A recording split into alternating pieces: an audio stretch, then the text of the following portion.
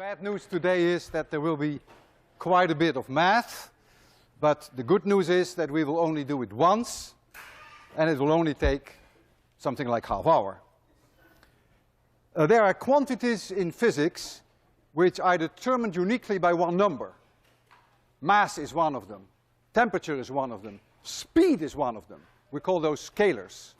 There are others where you need more than one number. For instance, on a one-dimensional motion, velocity, it has a certain magnitude, that's the speed, but you also have to know whether it goes this way or that way. So there has to be a direction. Velocity is a vector, and acceleration is a vector. And today, we're going to learn how to work with these vectors. A vector has a length, and a vector has a direction, and that's why we actually represent it by an arrow. You all have seen this is a vector. Remember this? This is a vector. If you look at the vector head-on, you see a dot. If you look at the vector from behind, you see a cross. This is a vector, and that will be our representation of vectors. Imagine that I'm standing on a table in 26100. This is the table. And I am standing, say, at point O.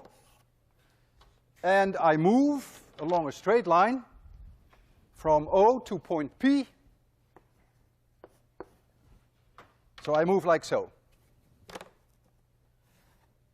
So that's where I am on the table, and that's where you will see me when you look from 26100. It just so happens that someone is also going to move the table in that same amount of time from here to there. So that means that the table will have moved down, and so my point P will have moved down exactly the same way. And so you will see me now at point S. You will see me at point S in 26100, although I'm still standing at the same location on the table. The table has moved. This is now the position of the table. See, the whole table has shifted. Now, if these two motions take place simultaneously, then what you will see from where you're sitting, you will see me move in 26100 from O straight line to S. And this holds the secret behind the adding of vectors. We say here that the vector OS, we put an arrow over it, is the vector OP with an arrow over it plus PS. This defines how we add vectors. There are various ways that you can add vectors. Suppose I have here a vector A, and I have here a vector B. Then you can do it this way, which I call the head-tail technique. I take B, and I bring it to the head of A. So this is B. This is a vector. And then the net result is A plus B. This vector C equals A plus B. That's one way of doing it. Doesn't matter whether you take B, the tail of B to the head of A, or whether you take the tail of A and bring it to the head of B. You'll get the same result. There's another way you can do it, and I call that the parallelogram method. Here you have A. You bring the two tails together. So here is B now. So the tails are touching, and now you complete this parallelogram. And now this vector C is the same sum vector that you have here, whichever way you prefer. You see immediately that A plus B is the same as B plus A. There is no difference. What is the meaning of a negative vector? Well, A minus A equals 0. Vector A subtract vector A equals 0. So here is vector A. So which vector do I have to add to get 0? I have to add minus a.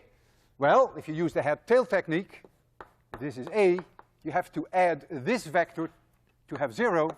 So this is minus a, and so minus a is nothing but the same as a, but flipped over 180 degrees. We will use that very often.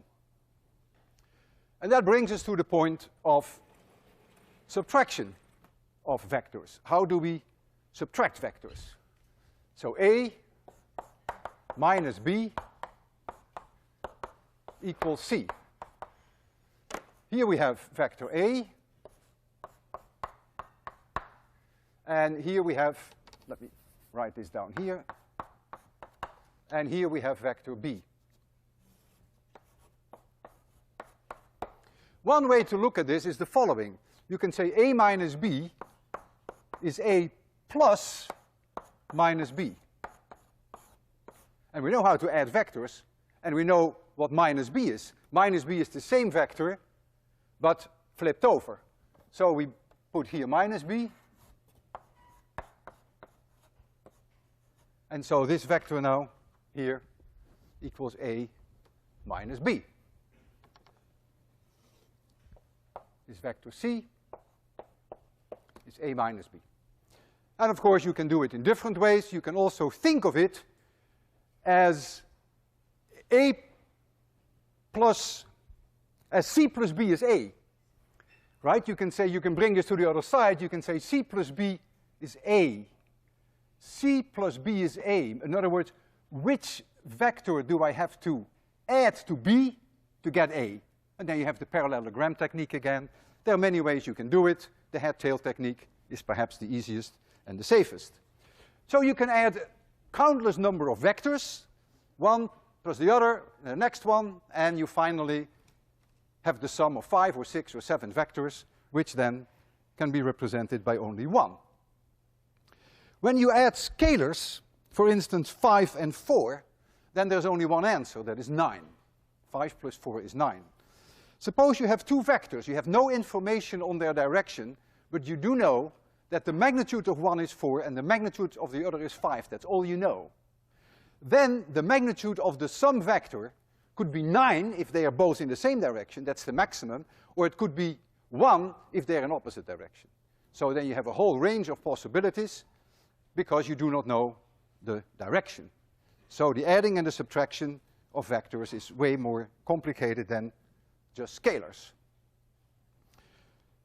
As we have seen that the sum of vectors can be represented by one vector, equally can we take one vector and we can replace it by the sum of others, and we call that decomposition of a vector.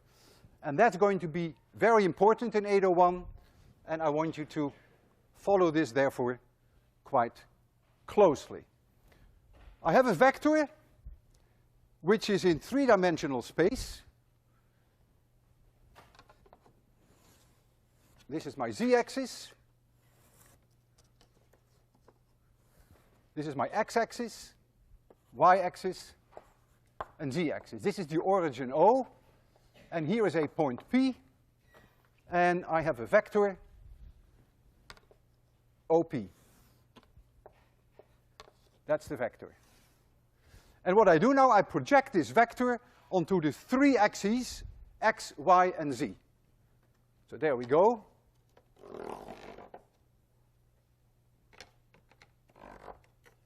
Each one has so its own method of doing this.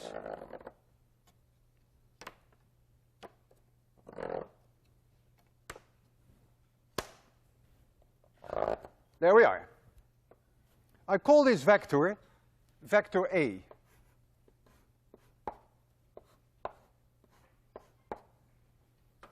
Let this angle be theta, and this angle be phi. Notice that the projection of A on the y-axis has here a number which I call A of y. This number is A of x, and this number here is A of z. Simply the projection of that vector onto the three axes. We now introduce what we call unit vectors. Unit vectors are always pointing in the direction of the positive axis, and the unit vector in the x direction is this one. It has a length 1, and we write for it x roof. Roof always means unit vector. And this is the unit vector in the y direction, and this is the unit vector in the z direction. And now I'm going to rewrite vector A in terms of the three components that we have here. So the vector A, I'm going to write as A of x times x roof plus A of y times y roof plus A of z times z roof. And this A of x times x is really a vector that runs from the origin to this point. So we could put in that as a vector if you want to. This makes it a vector. This is that vector. A of y times, oh, sorry, it is A of x, it's this one. A of y times y roof is this one. And A of z times z roof is this one. And so the three green vectors added together are exactly identical to the vector OP. So we have decomposed one vector into three directions. And we will see that very often this is of great use in 801. The magnitude of the vector is the square root of ax squared plus ay squared plus a of z squared. And so we can take a simple example. For instance, I take a vector A. So this is just an example to see this in action. And we call A 3x roof. So A of x is 3 minus 5y roof plus 6z roof. So that means that it's 3 units in this direction. It is 5 units in this direction, in the minus y direction, and 6 in the plus z direction. That makes up a vector, and I call that vector A. What is the magnitude of that vector, which I always write down with vertical bars? If I put 2 bars on one side, that's always the magnitude. Or sometimes I simply leave the arrow off. But to be always on the safe side, I like this idea, that you know it's really the magnitude. It becomes a scalar when you do that. So that would be the square root of 3 squared is 9, 5 squared is 25, 6 squared is 36, so that's the square root of 70. And suppose I asked you, what is theta? It's uniquely determined, of course. This vector is uniquely determined in 3-dimensional space. So you should be able to find phi and theta. Well, the cosine of theta, see this angle here, is 90 degrees, projection. So the cosine of theta is A of z divided by A itself. So the cosine of theta equals A of z divided by A itself, which in our case would be 6 divided by the square root of 70. And you can do phi, which is just simply a matter of manipulating some numbers. We now come to a much more difficult part of vectors, and that is multiplication of vectors.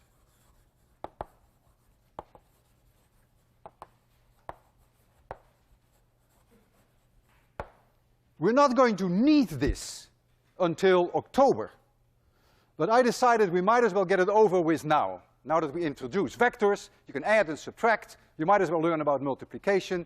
It's sort of the job is done. It's like going to the dentist. It's a little painful, but it's good for you, and when it's behind you, the pain disappears. So I'm going to talk about multiplication of vectors, something that will not come back until October and later in the course. There are 2 ways that we multiply vectors, and one is called the dot product, often also called the scalar product.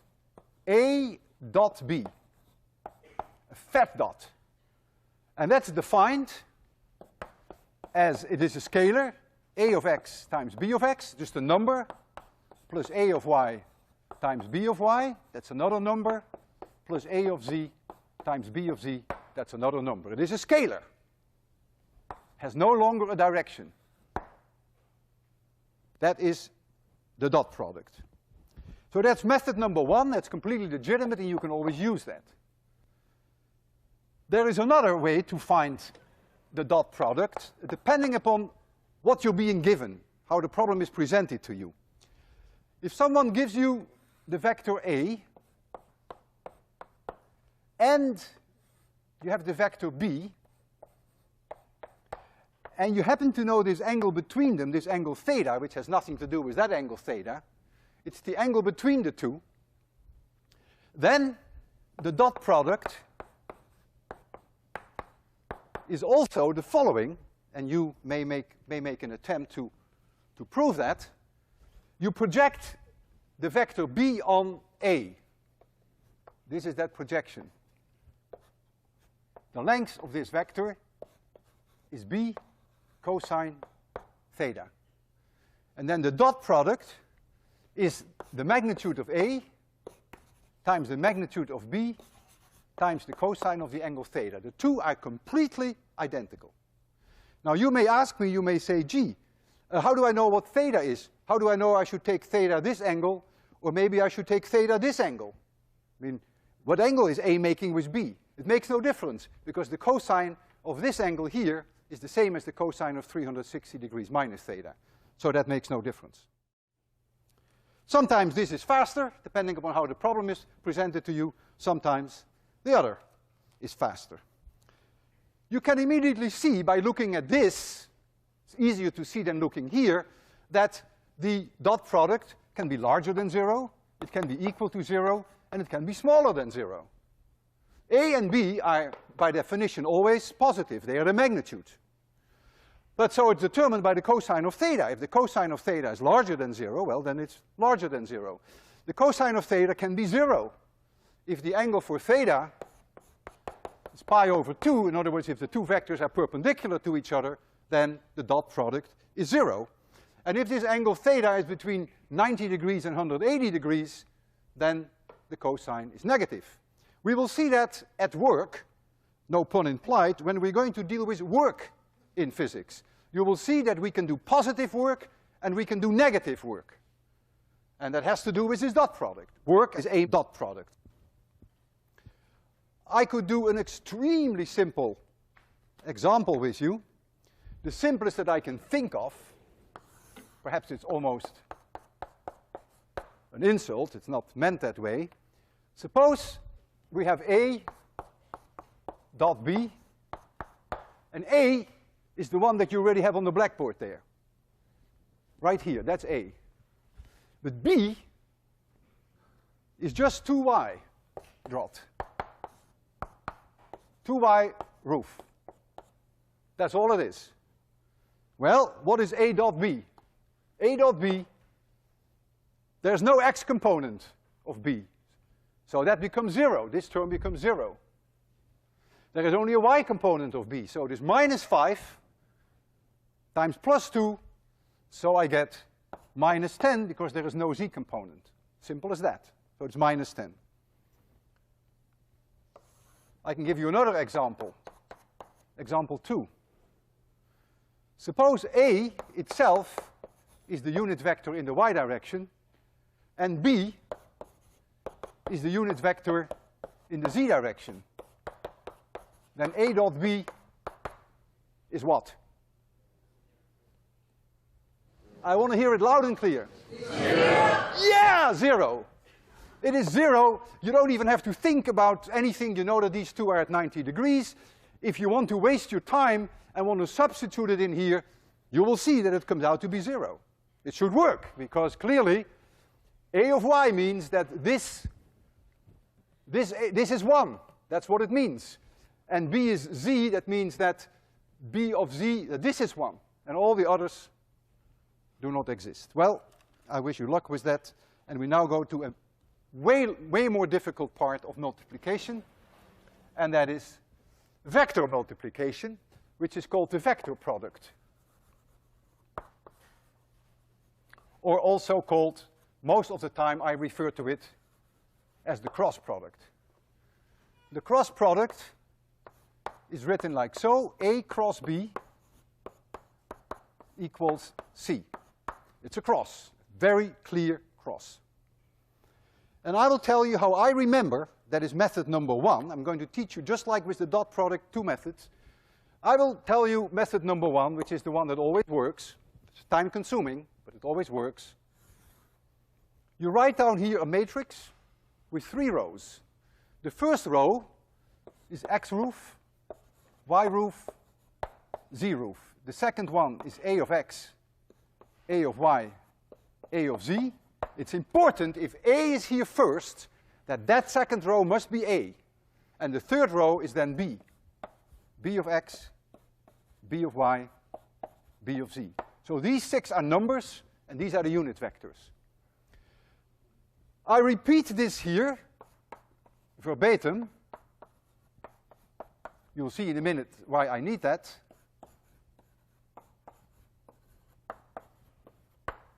And I will do the same here.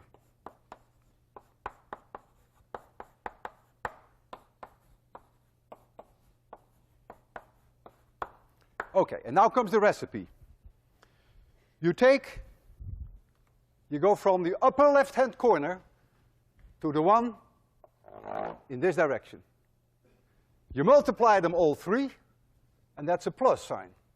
So you get AY, so C, which is the A cross B, equals AY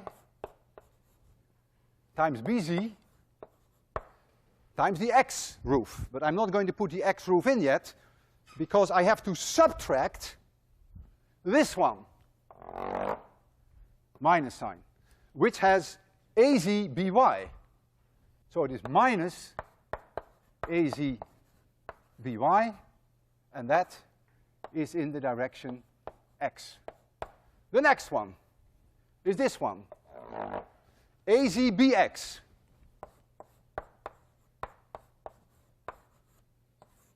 Minus this one, AXBZ. In the direction Y. And last but not least, AXBY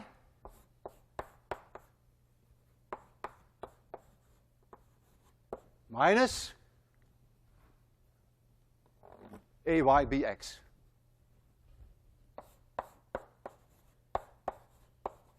In the direction of the unit vector Z. So this part here is what we call C of X. It's the X component of this vector.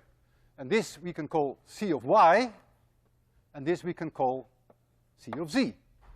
So you can also write that vector then that C equals C of X, X roof, plus C of Y, Y roof, plus C of Z, Z roof. It's the cross product of A and B.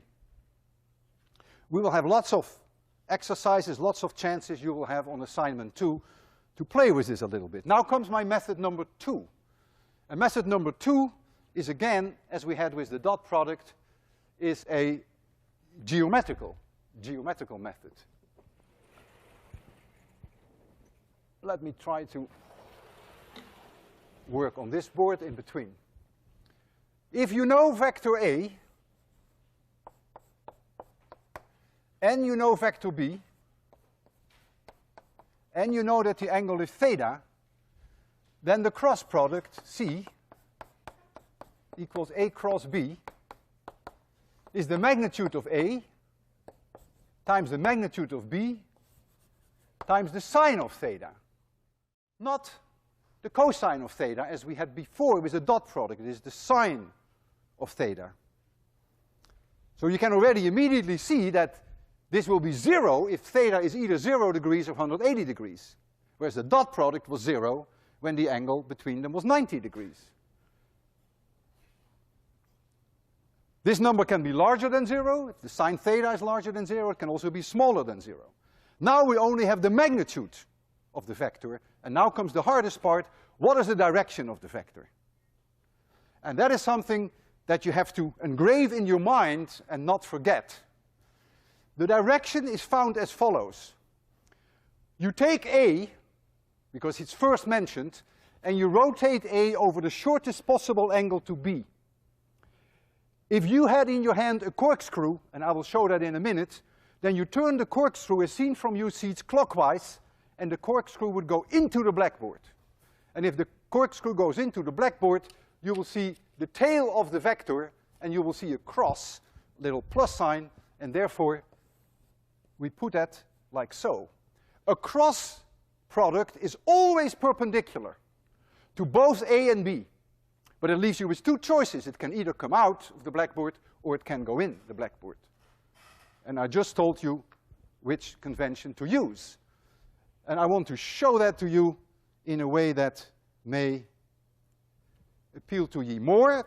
This is what I have used before on my television help sessions that I've given at MIT. I have an apple, not an apple, this is a tomato. Not a tomato, it's a potato. I have a potato here, and here is a corkscrew. There's a corkscrew. I'm going to turn the corkscrew as seen from your side clockwise. And you'll see that the corkscrew goes into the potato in. That's the direction then of the vector. If we had B cross A, then you take B in your hands and you rotate over the shortest angle to A. Now you have to rotate counterclockwise. And when you rotate counterclockwise, the corkscrew comes to you. There you go. And so the vector is now pointing in this direction. And if the vector is pointing towards you, then we would indicate that with a circle and a dot. In other words, for this vector, B cross A would have exactly the same magnitude, no difference, but it would be coming out of the blackboard. In other words, A cross B equals minus B cross A. Whereas A dot B is the same as B dot A. We will encounter cross products when we deal with torques and when we deal with angular momentum, which is not the easiest part of 801. Let's take an extremely simple example. Again, I don't mean to insult you with such a simple example, but you will get chances, more advanced chances on your assignment. Suppose I gave the vector A is x roof. It's a unit vector in the x direction. That means A of x is 1. And A of y is 0, and A of z is 0. And suppose B is y roof. That means B of y is 1. And B of x is 0, and B of z is 0. What now is the dot product, the cross product A cross B? Well, you can apply that recipe, but it's much easier to go to the x, y, z axis that we have here. A was in the x direction, the unit vector, and B in the y direction. I take A in my hand, I rotate over the smallest angle, which is 90 degrees to y, and my corkscrew will go up. So I know the whole thing already. I know that this cross product must be z roof. The magnitude must be 1, that's immediately clear, but I immediately have the direction by using the corkscrew rule. Now, if you are very smart, you may say, aha, you find plus z only because you have used this coordinate system. If this axis had been x and this one had been y, then the cross product in x and y would be in the minus z direction. Yeah, you're right. But if you ever do that, I will kill you. You will always have to work with what we call a right-handed coordinate system. And a right-handed coordinate system, by definition, is one whereby the cross product of x with y is z, and not y minus z. So whenever you get in the future involved with cross products and torques and angular momentum, always make yourself an x, y, z diagram for which x cross y is z. Never, ever make it such that x cross y is minus z. You're going to hang yourself. Because for one thing, that wouldn't work anymore. So be very, very careful. Must work, if you use the right-hand corkscrew rule, make sure you work with the right-handed coordinate system. All right. Now the worst part is over. And now I would like to write down for you. We pick up some of the fruits now, although it will penetrate slowly. I want to write down for you equations for a moving particle, a moving object in three-dimensional space. A very complicated motion, which I can hardly imagine what it's like. It is a point that's going to move around in space. And it is this point, P. This point P is going to move around in space. And I call this vector OP. I call that now vector R. And I give it a sub-index T, which indicates it's changing with time. I call this location A of Y. I'm going to call that Y of T. It's changing with time. I call this X of T. It's going to change with time. And I call this point Z of T, which is going to change with time, because point P is going to move. And so I'm going to write down the vector R in its most general form that I can do that. R, which changes with time, is now X of T, which is the same as A of X there before, times X roof, plus Y of T, Y roof, plus Z of T, Z roof. I have decomposed my vector R into three independent vectors. Each one of those change with time. What is the velocity of this particle?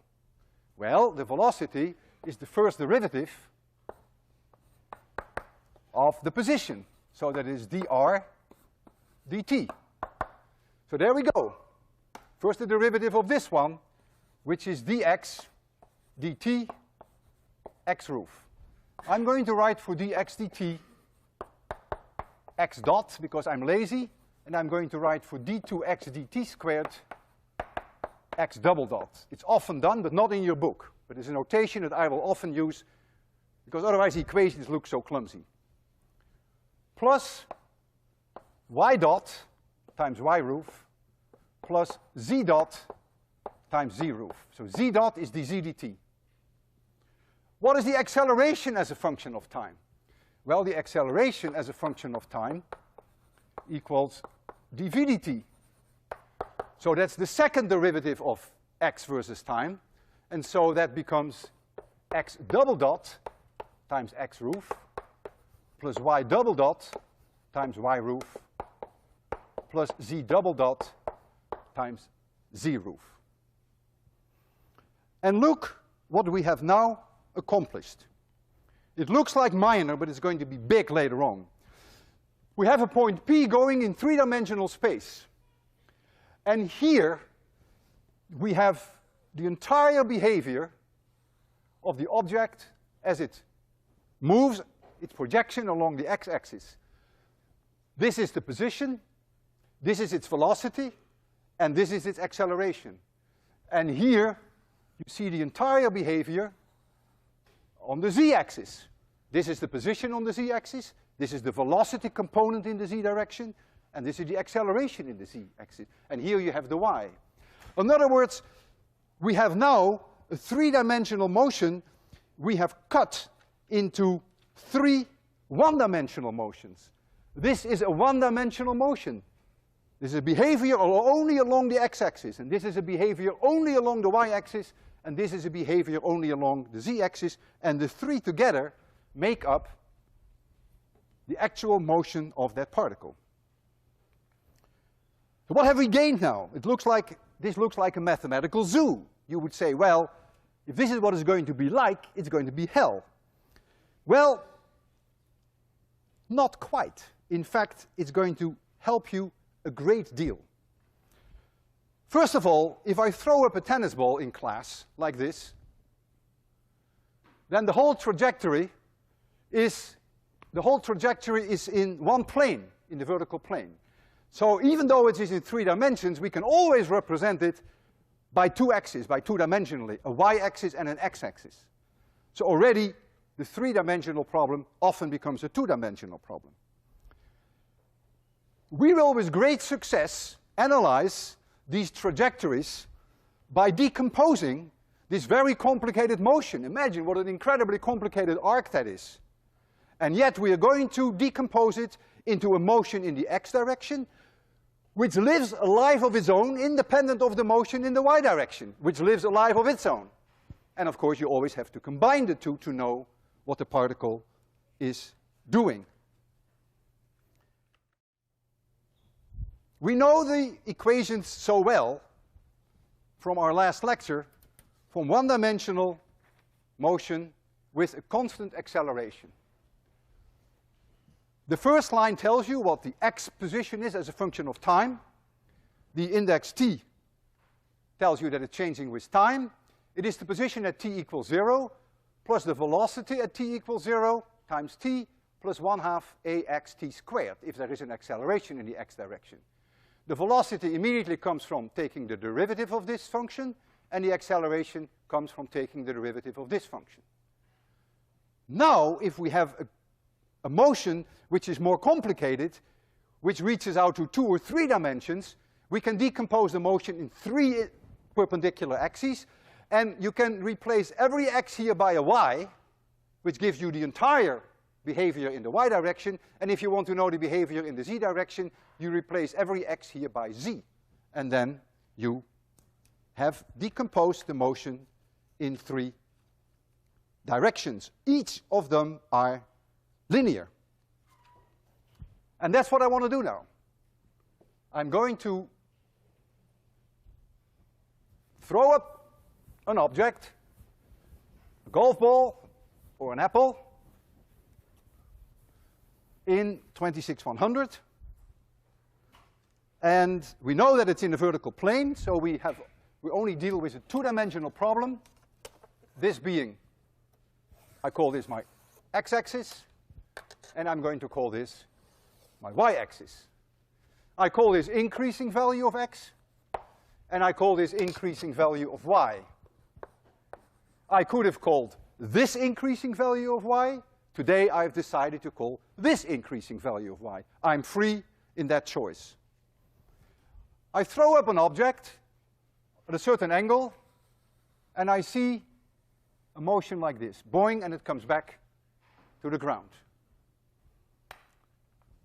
My initial speed when I threw it was v0, and the angle here is alpha.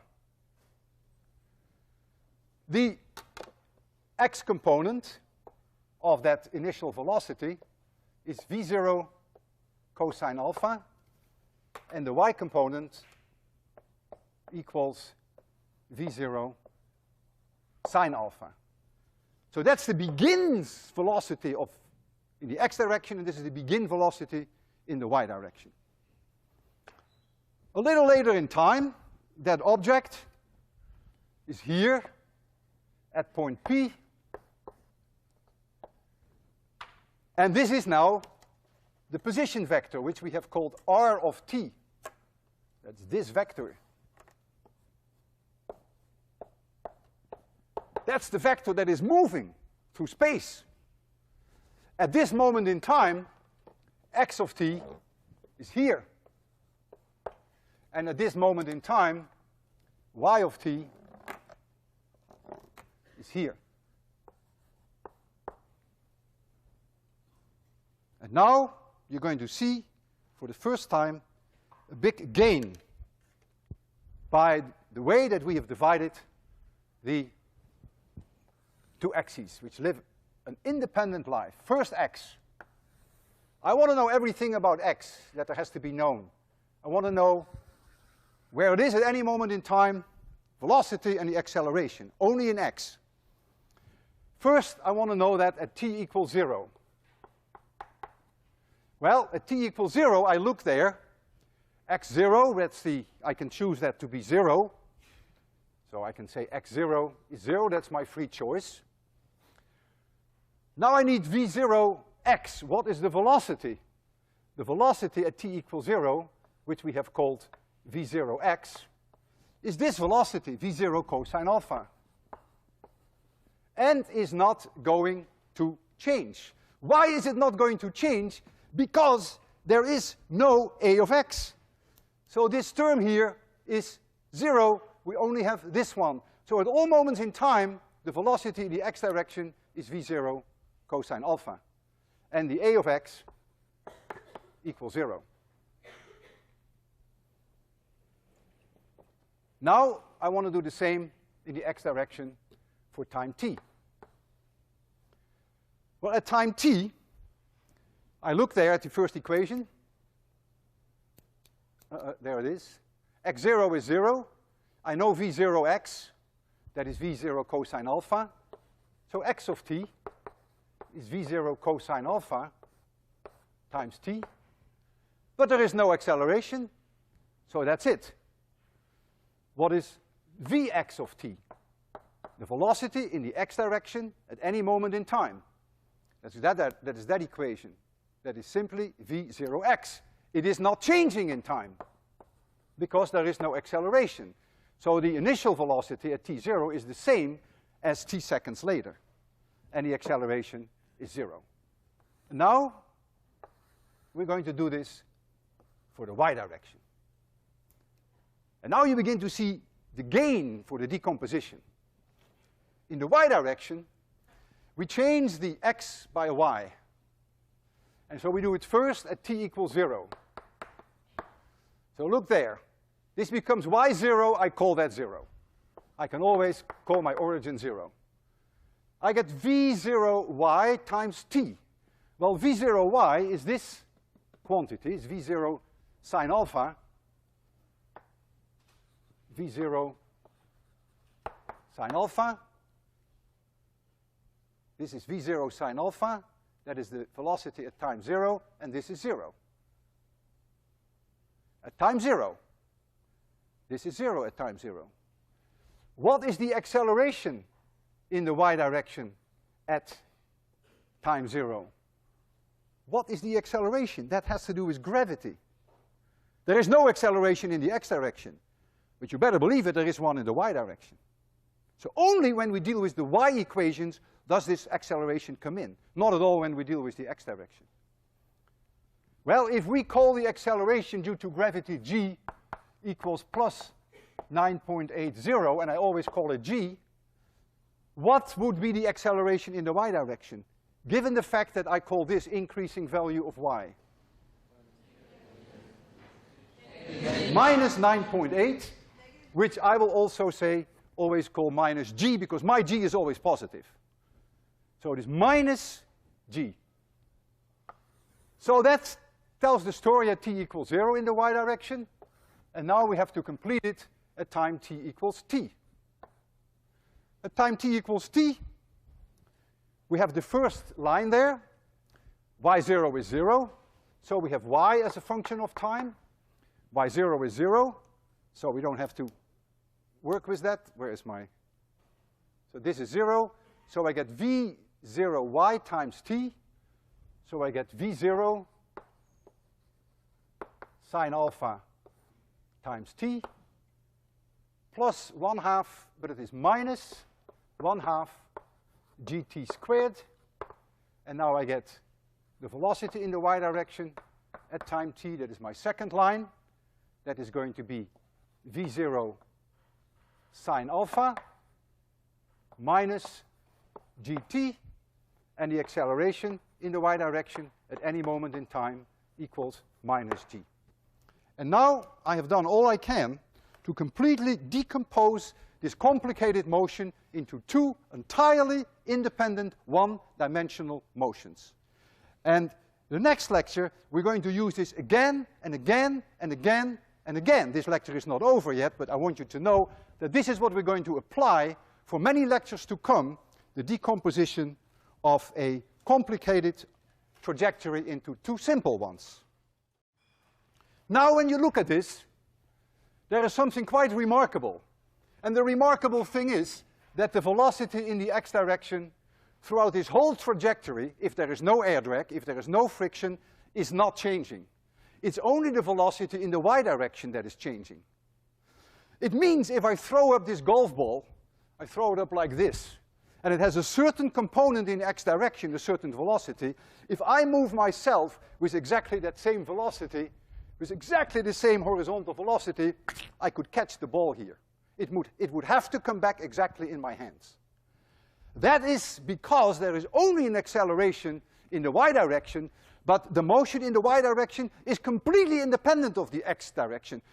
The x direction doesn't even know what's going on in the y direction. In the x direction, if I throw an object like this, the x direction simply, very boringly, moves with a constant velocity. There is no time dependence. And the y direction on its own does its own thing. It goes up, comes to a halt, and it stops. And of course, the actual motion is the sum, the superposition of the two. We have tried to find a way to demonstrate this quite bizarre behavior, which is not so intuitive, that the x direction really lives a life of its own. And the way we want to do that is as follows. We have here a golf ball, a gun. We can shoot up the golf ball. And we do that in such a way that the golf ball, if we do it correctly, exactly comes back here. That's not easy. That takes hours and hours of adjustment. The golf ball goes up and comes back here. Not here, not here, not there. That's easy. You can shoot it up a little at an angle and the golf ball will come back here. Once we have achieved that the golf ball will come back there, then I'm going to give this car a push. And the moment that it passes through this switch, the golf ball will fire. So the golf ball will go straight up, as seen from the car. But it has a horizontal velocity, which is exactly the same horizontal velocity as the car. So the car are like my hands. As the golf ball goes like this, the car stays always exactly under the golf ball. Always exactly under the golf ball. And if all works well, the ball ends up exactly on the car again. Let me first show you, otherwise if that doesn't work, of course it's all over, that if we shoot the ball straight up, that it comes back here. If it doesn't do that, I don't even have to try this more complicated experiment. So here's the golf ball. I'm going to fire the gun now. Close. Close. Reasonably close. Well, since it's only reasonably close, perhaps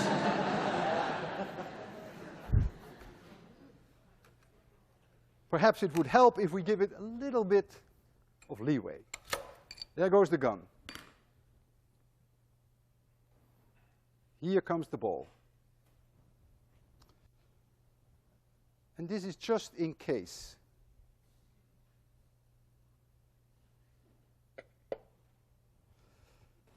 Tape it down. So as I'm going to push this now, give it a push, the gun will be triggered when the middle of the car is here. You've seen how high that ball goes, so that ball will go. And depending upon how hard I push it, they may meet here or they may meet there. You ready for this? You ready? Yes. I'm ready. Physics works. See you Wednesday.